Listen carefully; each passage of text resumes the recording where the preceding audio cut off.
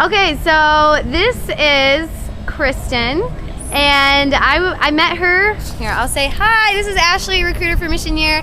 I bumped into her at Spirit West Coast out here in Del Mar, just north of San Diego, and she's a Mission Year alum and just has an amazing story, so I wanted to interview her and just kind of hear about her life. So, Kristen, if you could just tell us who you are and how you're connected with Mission Year.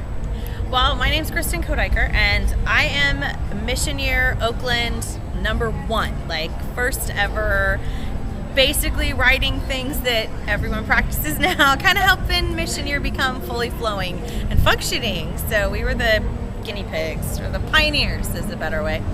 So I did Mission Year a long time ago in Oakland, and it really, living in community changed a lot about my life and what God was teaching me and who I am, or helped me find out who I was. So I've had a lot of adventures since then, and I think part of it's due to Mission Year and the lessons I learned through that. So awesome. And so you did it in 1997? 1997, so that was 12 years ago. Yes.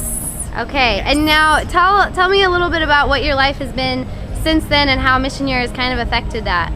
Well, when I first left Mission Year, I knew that I was a teacher prior to entering the program, and I went back to teaching, but I kind of made it my mission, my life's mission, instead of that 1 year, to transfer the passion that I had for people who have nothing, to go and teach in the worst neighborhoods in my local school district and teach places where other people didn't want to. So the next 5 years were great. I grew a lot in becoming a teacher and serving people who were poor and oppressed and just desperately in need of a smiling face. When those tiny little kids come into school every day, they can put aside mom's in jail, dad got shot, the things that they, deal with at home, put that aside. And then I decided I wanted to find the worst neighborhood in the country, and I moved to New York and taught in the South Bronx. And that was an adventure, another eye-opener, changing. God's always changing, me, who am I, what's my life about, and how can I better serve Him?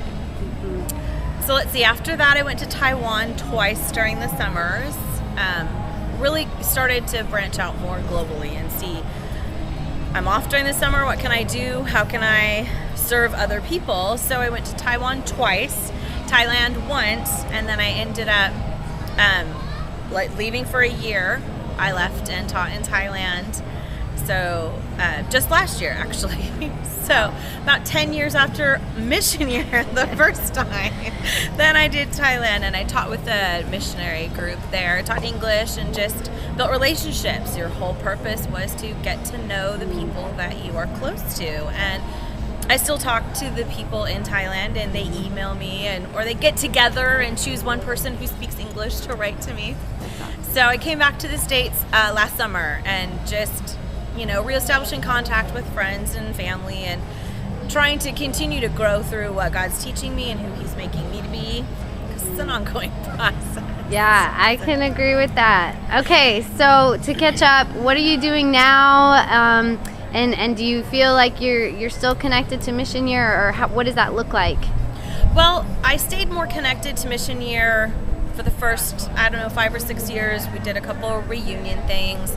The first year we went to Philly and kind of did our own thing because there weren't that many of us to reunion with. Mm-hmm. So I wouldn't say I've been that involved recently. I read the updates and emails that I get, but there's not many people on the West Coast that have participated in Mission Year, and now that there's no program running in Oakland, being overseas every summer, I haven't been able to go to any of the connect times. Even though I want to, I'm there in spirit and in prayer, but just not physically there to hang out with people and talk to them.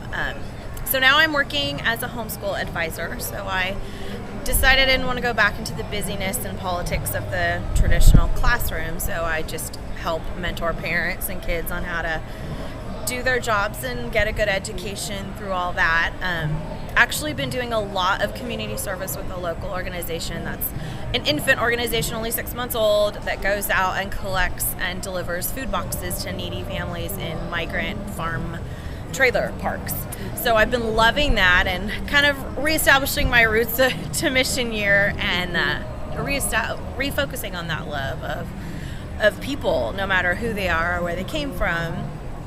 So, it's great. So what do you think you could say maybe has been one of the most impactful situations or relationships that you carried through since 12 years ago of doing Mission Year? Well, it's kind of funny because traveling so much internationally, and I moved to New York and then back to California, it kind of lost touch, and a lot of like my teammates got married, had kids, and so it was hard. And then Facebook came around and it started to reestablish, and I started finding people, one of my teammates and then another one, and just different people could find. I have a very distinct last name, so I'm pretty easy to find. And I actually had a student contact me and ask me, "Are you Kristen Koedyker? Did you live in Oakland? You know, if you are, then please email me." So I didn't recognize the name, and I said, "Yes, I'm Kristen Koedyker, and yes, I lived in Oakland." And the response was this long email from a kid that I tutored her personally. She came to the tutoring program that Mission Year that my team helped run at our church. We fed her and her mom and her little brother, single parent, 2 kids, different dads, you know, just typical inner city family. We fed them and just hung out with them and loved on them for a year. And 12 years later, she found me and she just said, "Kristen, I just can't tell you, you made such a huge difference in my life. I'm in college and I want to be a teacher, and I think about you guys all the time, and I'm so happy to have found you and reestablish that contact." And I'm sitting at the computer crying, and I call my parents over, look, you gotta see this.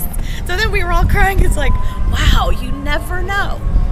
You never know who you can impact, and even if it's just a year, which a year is a short time, but it carries over, and God continues to water that seed and to nurture that, and you never know when it's just going to open up and bless you. You're like, wow, look, you feel like 12 years later you're totally disconnected from anything related to Mission Year, and this kid pops up and says, "Wow, you made such a difference in my life and my family, and we all still talk about you and how great you guys were and how much you just loved us."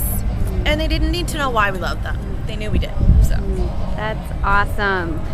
Okay, to wrap it up, I guess I'll just ask you, for anybody who might be considering Mission Year or team members who are currently getting ready to start the program or in it, do you have any words of advice or encouragement? Do it. I told all my friends when I got home, you just have to do this. But you truly have to be open to whatever it says. I mean, it's a very strict program in a lot of ways. If you've been on your own for any length of time out of school or in a non-traditional environment, it's going to be pretty restrictive, but there's a purpose to it. And it helps you really see who you are. I mean, living with other people, you see the worst in yourself through their eyes, but it really is a refining process, and God will use it to just continue to help you. And for people who are doing it, you're going to be under constant attack, whether you know it or not. Just pray 24/7. We had to sleep with worship music on in our house because you could just feel the spiritual warfare going on around you, because you are making a difference in a place that the enemy has a huge stronghold on, and those people have no hope, and they question why you're there, and why would you talk to me, or why are you nice to me, or, you know, what are you doing, you're weird. You're right. But I love God and God loves you, so it'll all work out, and it will change your life in a good way, I hope. Awesome. And if you need to ask questions or talk to those of us who've been there, done that, go right ahead. Awesome. All right, that was Kristen, and I just don't think that I could have said it any better. So let's thank her, and I hope that you guys were blessed with her stories. Bye.